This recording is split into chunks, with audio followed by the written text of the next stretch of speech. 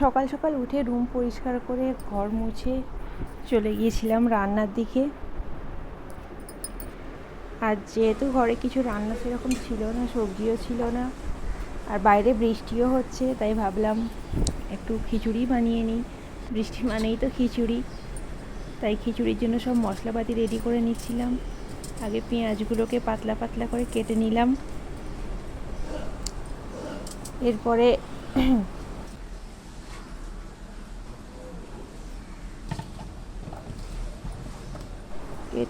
এরপরে আলুগুলোকে ডুমো ডুমো করে কেটে নিয়েছি। কেটে নিয়ে এরপরে চলে গিয়েছিলাম চাল ধুতে। চালটাও পরিষ্কার করে ধুয়ে নিয়েছি, আরও ভালো করে জলটাকে বার করে দিয়েছি পরিষ্কার করে। দিয়ে এরপরে গ্যাসের উপরে বসিয়ে দিয়েছিলাম হাঁড়িতে দিয়ে দিলাম সর্ষের তেল। তেলটা একটু ভালো মতো গরম হলে এতে দিয়ে দেবো পেঁয়াজ। যে পেঁয়াজকে কুচি করে রেখেছিলাম, পেঁয়াজটা দিয়ে দিলাম। দিয়ে একটু ভালো করে নাড়বো। নেড়ে চেড়ে পেঁয়াজটা একটু লাল হলে এতে দিয়ে দেবো আদা রসুনের পেস্ট।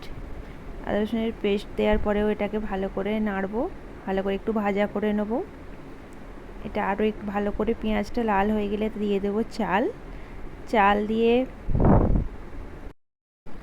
চাল দেওয়ার পরে ভালো করে আরও নেড়ে চালটাকে ভেজে নেব।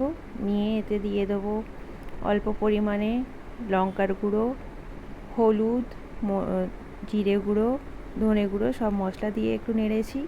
এরপরে দিয়ে দিলাম ছোলার ডাল, যেটা ভিজিয়ে রেখেছিলাম। দেওয়ার পর ভালো মতো নেড়ে ছেড়ে নেবো আবার। নিয়ে পরিমাণ মতো জল দিয়ে বসিয়ে দিলাম ফুটতে।